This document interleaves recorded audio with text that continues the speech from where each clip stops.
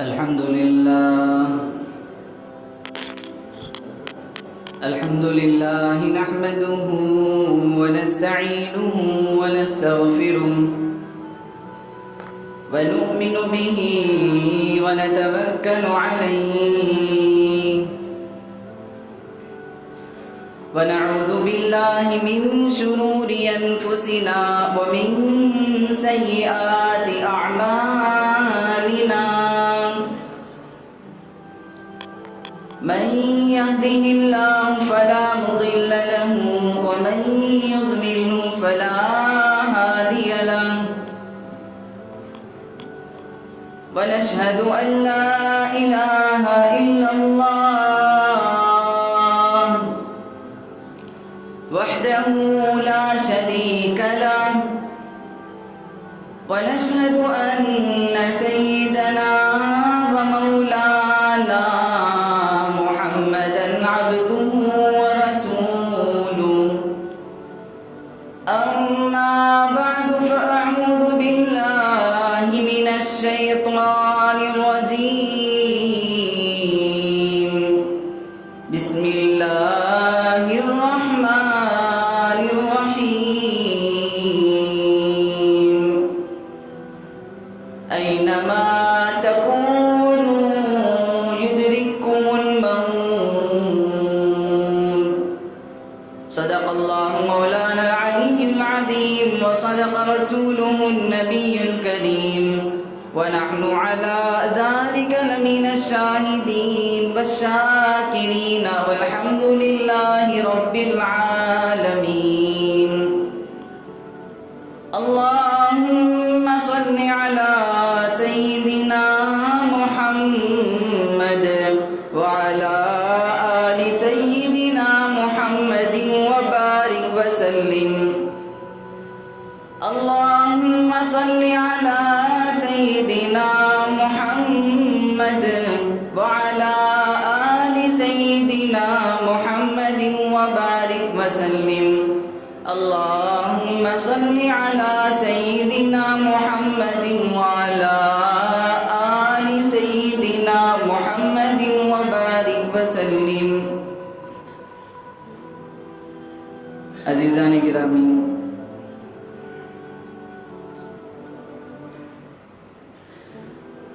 دنیا میں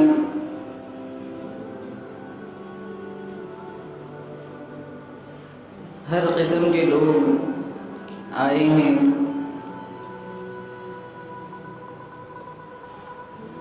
عجیب طرح کے خیالات رکھنے والے آئے،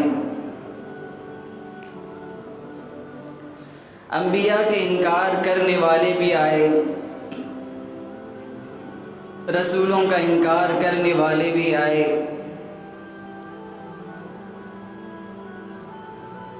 طرح طرح کے لوگ دنیا میں آئے، لیکن آپ کو کوئی ایسا آدمی نہیں ملا اور آج تک دنیا میں کوئی ایسا آدمی پیدا نہیں ہوا کہ جو اس حقیقت کا انکار کرتا ہو کہ موت اس کو آنے والی نہیں۔ یہ ایک اٹل حقیقت ہے کہ موت ہر کسی کا قلاقمہ کرنے والی ہے، موت ہر کسی کو دبوچنے والی ہے، موت ہر ایک کا خاتمہ کرنے والی ہے۔ موت سے کس کو رستگاری ہے، موت سے کس کو رستگاری ہے، آج وہ تو کل ہماری باری ہے۔ امیر ہو کہ غریب ہو، فقیر ہو کہ مالدار ہو، عالم ہو کہ جاہل ہو، ذکی ہو کہ غبی ہو، ہر ایک کو موت کا سامنا کرنا پڑے گا۔ قرآن کہتا ہے اینما تکونوا یدرککم الموت ولو کنتم فی بروج مشیدہ، تم مضبوط قلعوں میں بند کیوں نہ ہو جاؤ، پہاڑوں کے اندر جا کر کے چھپ نہ جاؤ، زمین کی تہ میں جا کر کے چھپ جاؤ، جہاں جاؤ گے موت تمہارا پیچھا کرے گی، موت تمہیں کسی حال چھوڑنے والی نہیں۔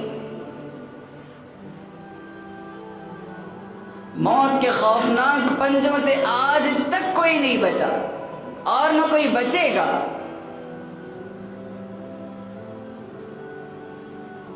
قرآن کہتا ہے لا تفسدوا فی الارض، اے لوگو زمین میں فساد نہ مچاؤ، زمین میں دشمنیاں نہ کرو، قتل و غارت گیری نہ کرو، ایک دوسرے کے خون کے پیاسے نہ بنو۔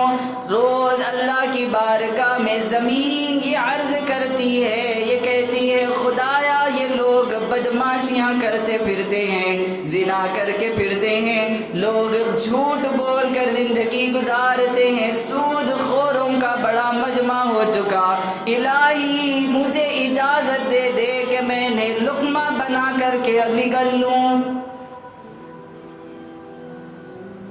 جب بھی زمین میں فساد مچتا ہے،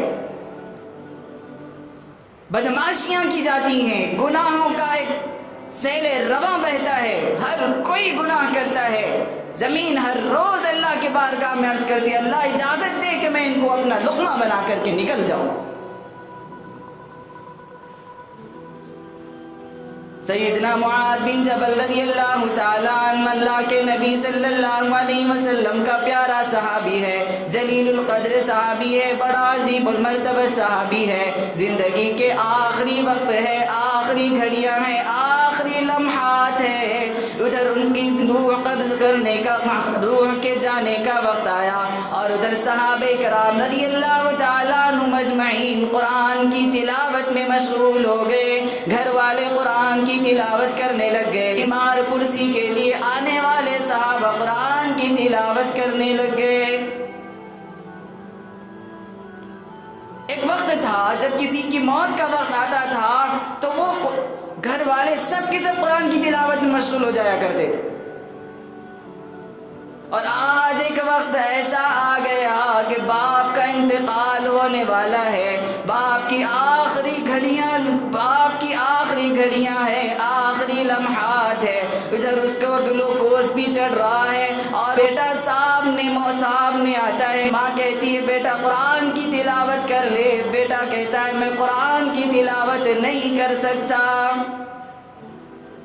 باپ نے مجھ پر ہزاروں روپے خرچ کیے، لاکھوں روپے خرچ کیے، مجھے میری تعلیم کے لیے، مجھے باہر جا کر مال کمانے کے لیے، میرے عہدے کے لیے اور میری نوکری کے لیے لاکھوں روپے خرچ کر دیا، لیکن کبھی مجھے قرآن کے پڑھنے کے لیے نہ کہا۔ میں اس کو ABCD تو سنا سکتا ہوں، دنیا کی کوئی تعلیم کا کوئی پیپر لا کر کے دے دو، کوئی کتاب لا کر کے دے دو، انگلش سنا سکتا ہوں، تیلگو سنا سکتا ہوں، دوسری زبانیں سنا سکتا ہوں، لیکن قرآن کی تلاوت سنا نہیں سکتا۔ حضرت معاذ بن جبل رضی اللہ تعالیٰ عنہ کا آخری وقت ہے، رونے لگ گئے، آنسو بہانے لگ گئے، پوچھنے والے نے، صحابہ کرام نے پوچھ لیا کہ اے معاذ بن جبل رضی اللہ تعالیٰ عنہ تم رونا کیوں شروع کر دیے، رونا کیوں آ رہا ہے، کیا موت کے ڈر سے آنسو بہا رہے ہو، کیا موت کے خوف سے آنسو بہا رہے ہو؟ فرمایا معاذ بن جبل رضی اللہ تعالیٰ عنہ نے کہ او لوگو میں موت کے خوف سے نہیں رو رہا، میں موت کے ڈر سے نہیں رو رہا، بلکہ میری آرزو میرے سینے ہی میں رہ گئی، میری تمنا میرے سینے میں رہ گئی، میرا ذوق پورا نہ ہوا، میرا شوق پورا نہ ہوا، میری آرزو تو یہ تھی کہ رمضان کا مہینہ ہوتا، میں روزے سے ہوتا اور کفر و اسلام کا بازار گرم ہوتا، اسلام اور کفر کی لڑائی شروع ہو جاتی، تلوار لے کر کے میدان میں آ جاتا۔ انفروا فی سبیل اللہ، اللہ کی راہ میں نکل جاؤ، اور پھر لڑائی ہوتی مسلمانوں کا اور کفار کا، اسلام کا اور کفر کا ایک مقابلہ ہوتا، اور پھر میں جدھر کو جاتا کئی کافروں کو موت کے گھاٹ اتار دیتا اور انہیں واصل بجہنم کر دیتا۔ اس کے بعد پھر ایک وقت آتا کہ سارے کفار مجھ پر ٹوٹ پڑتے اور پھر میری ناک کاٹ دیتے، میری زبان کاٹ دیتے۔ میں بارگاہ الہی میں پیش ہوتا، قیامت کا دن ہوگا، اللہ پوچھتا کہ اے میرے بندے، اے معاذ تم دنیا سے کیا لائے ہو؟ میں کہتا کہ الہی میں کیسے بولوں، تیرے نام پہ زبان تک کٹا کے آیا۔ ایسی موت ہوا کرتی تھی اور ان کی تمنائیں ایسی ہوتی تھی، کاش کہ ہم ایسے مر جاتے۔ اپنے حسن پہ ناز کرنے والوں تمہیں موت نہیں چھوڑے گی، عہدے و منصب پہ ناز کرنے والوں تمہارا عہدہ تمہیں موت سے نہیں بچائے گا۔ مالداری کے غرور میں، گھمنڈ میں، مال کی محبت میں آ کر موت سے دور بھاگنے والوں موت تمہارا بھی خاتمہ کرے گی۔ موت نے نہ فرعون کو چھوڑا، نہ نمرود کو چھوڑا، نہ شداد کو چھوڑا، نہ انبیاء کو چھوڑا، بلکہ خاتم الرسل و خاتم الانبیاء محبوب کبریا سرکار دو عالم صلی اللہ علیہ وسلم کو نہ چھوڑا تو ہمارا اور تمہارا کیا کہنا۔ حضرت مالک بن دینار رحمت اللہ علیہ فرماتے ہیں، ایک مرتبہ گرمی کا وقت تھا، گرم سورج اپنے شباب پہ تھا، میں گھر سے باہر نکلا، ایک نوجوان کو دیکھا جس کے دونوں پیر نہیں،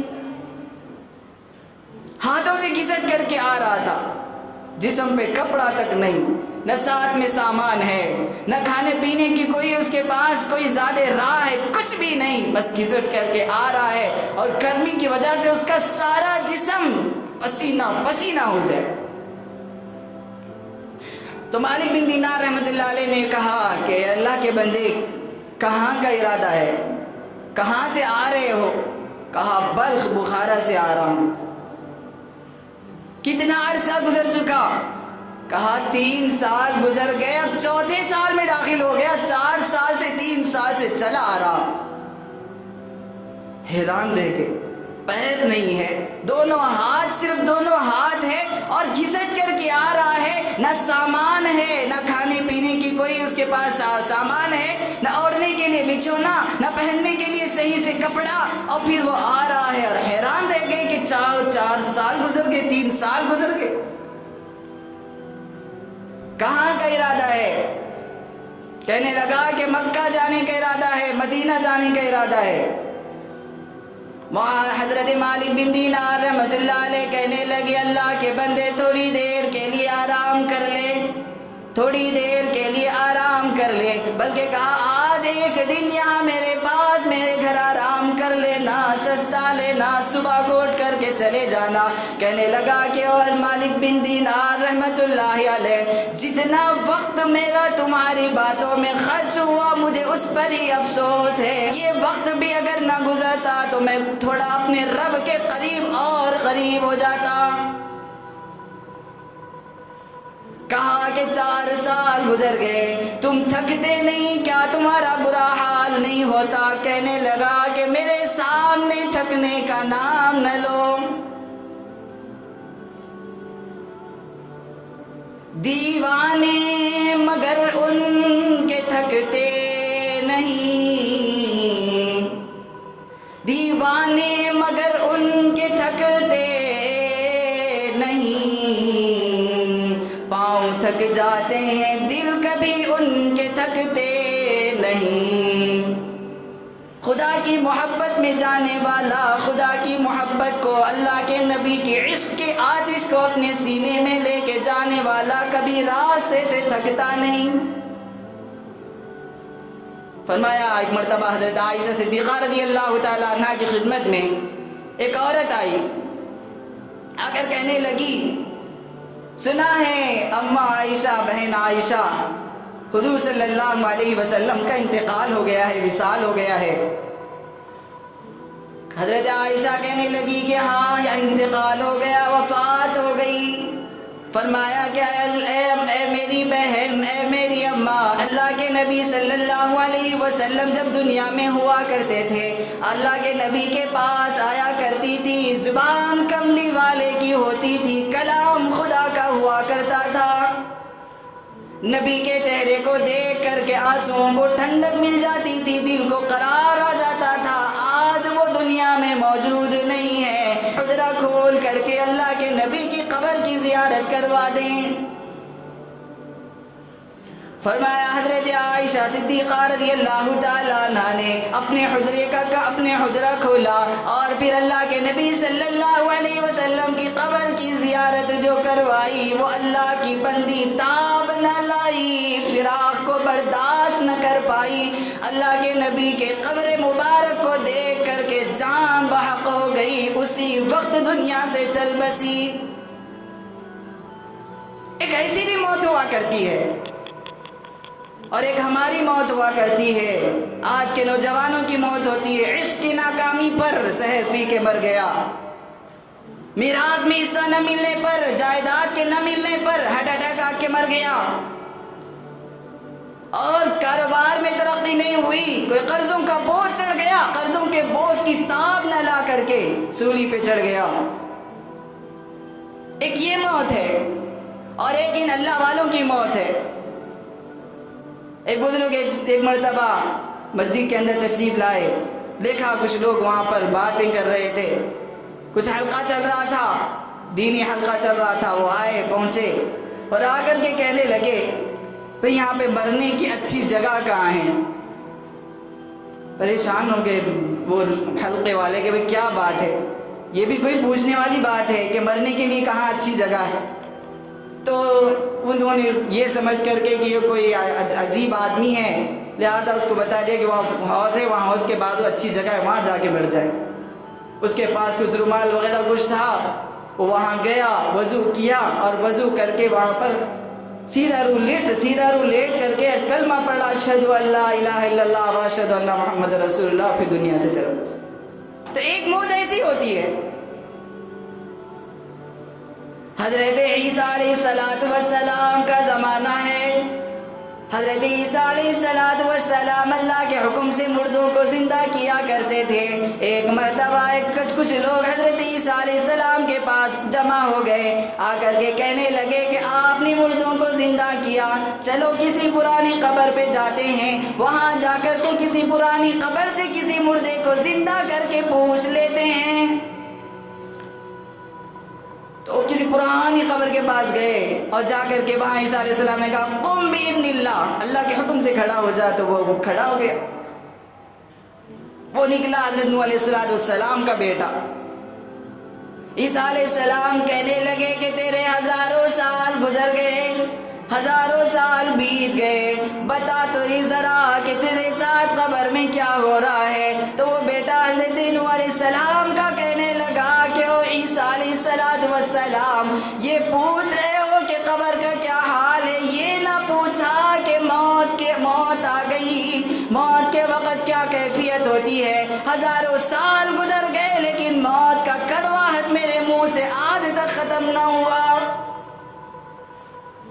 کوئی انگلی ہمارے ہاتھ کی یا پیر کی موڑ دے، انسان بے چین و بے قرار ہو جاتا ہے۔ او حسینو جمیلو فقیرو مالدارو، او اللہ کے نیک بندو، اللہ کے بندو، جب موت آتی ہے 360 جوڑ سب کو الگ کر کے، سب کو ختم کر کے رکھ دیتی ہے، جوڑ کو پورا توڑ کے رکھ دیتی ہے۔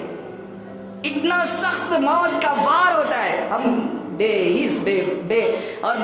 آرام سے سوئے پڑے ہوئے ہیں کہ جب موت آئے گی دیکھا جائے گا،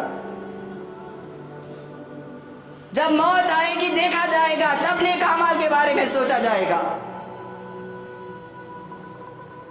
حالت ہماری اتنی بری ہو چکی ہے، سامنے ہم جنازوں کو اٹھا رہے ہیں، کتنے جنازوں کو ہم نے کاندھوں سے اٹھایا اور کتنے جنازے ہماری آنکھوں کے سامنے سے گئے، اور کتنوں کے جنازوں کی ہم نے نمازیں پڑھی، اور کتنے ہماری آنکھوں کے سامنے پانی میں بہتے لوگ چلے گئے، لاشیں بہتی چلی گئی، اور سب کچھ ہوتا ہوا ہم اپنی آنکھوں سے دیکھ رہے، پھر بھی ہمیں احساس نہیں ہے کہ ہمیں بھی موت آنے والی ہے۔ قرآن کہتا ہے کہ اینما تکونوا یدرککم الموت، کہیں کہتا ہے قل ان الموت الذی تفرون منہ، فرمایا اے نبی کہہ دو جس موت سے تم بھاگ رہے ہو وہ ضرور تمہیں آ کے پکڑے گی. ثم تردون الی عالم الغیب والشہادہ، پھر اس پروردگار کے پاس تمہیں لوٹایا جائے گا، پھر اس پروردگار کے پاس پہنچایا جائے گا جو راز کو بھی جانتا ہے ظاہر کو بھی جانتا ہے. میرے بھائیوں، زندگی چند لمحات، زندگی چند سالوں کی ہے. اللہ تبارک و تعالیٰ نے ابتدا میں 1000 سال کی زندگیاں دی. 1000 سال زندگی گزارتے تھے لوگوں، اس وقت ان کے اوپر یہ حالت تھی. 1000 سال ہماری زندگی ہے. جب بڑھاپا آئے گا، جب توبہ کر لیں گے، جب زندگی کا آخری ایام آئیں گے تب اللہ کے سامنے روئیں گے، گڑ گڑائیں گے. اب تو جوانی ہے، بابر بعیش کوش کے زندگی دوبارہ نیز کہ عیش کر لے، زندگی دوبارہ کہاں ملنے والی ہے. تو اللہ تعالیٰ نے کم کر کے 100 سال کر دیا. پھر بھی ہوش نہ آیا، پھر بھی عقل و خرد صحیح رخ پر نہ آئے. مال کے کمانے کے اندر حرص و ہوس اتنی بڑھ گئی، زندگی اور بڑھنے کی حرص اتنی ہو گئی، بڑھاپے پہ پہنچ گیا، بال سفید ہو گئے، ہاتھ میں لاٹھی آ گئی، آنکھوں پہ چشمہ چڑھ گیا، سب کچھ بڑھاپے کے آثار آ گئے. پھر بھی اس کو مرنے کا یقین نہیں ہے کہ مجھے مرنا ہے، اللہ کی بارگاہ میں پیش ہونا ہے. میرے بھائیوں، جو کچھ ہمارے پاس اب فی الحال زندگی باقی ہے اس کو غنیمت سمجھیں، اس کو کام میں لانے کی کوشش کریں. حضور صلی اللہ علیہ وسلم کا جب آخری وقت تھا، آخری لمحات تھے، بالکل آخری لمحات. ادھر حضرت عائشہ صدیقہ رضی اللہ تعالیٰ عنہ ساری ماؤں کی سردار ہے، ادھر حضرت فاطمہ الزہرا رضی اللہ تعالیٰ عنہ اللہ کے نبی کی بیٹی، حضرت شہیدی بیٹی، جنتی عورتوں کی سردار ہے، اور بیچ میں سارے انبیاء کا سردار ہے جس کی زندگی کے آخری لمحات ہے. سامنے جبرائیل علیہ السلام ملائکہ کا سردار کھڑا ہوا ہے. فرمایا کہ جب روح نکالنے کا وقت آیا، اسرائیل علیہ السلام روح نکالنے لگے. فرمایا کہ اے اسرائیل ذرا دیکھ سنبھل کے نکالنا، مجھے تکلیف ہو رہی ہے. اسرائیل علیہ السلام کہنے لگے کہ اللہ کے نبی، اے اللہ کے پیغمبر، آپ تو محبوب رب العالمین ہے، اللہ کے محبوب ہیں، اللہ کے پسندیدہ ہیں، سارے نبیوں کے سردار ہیں، میری کیا مجال کہ میں آپ کو تکلیف دوں، میری کیا مجال ہے کہ میں آپ کو ذرا سی بھی تکلیف دوں، ذرا سے بھی آپ کو کسی طرح کا کوئی نقصان پہنچاؤں. فرمایا حضور صلی اللہ علیہ وسلم نے، اسرائیل مجھے تکلیف بڑی شدت کی ہو رہی ہے، مجھے سخت تکلیف کا احساس ہو رہا ہے.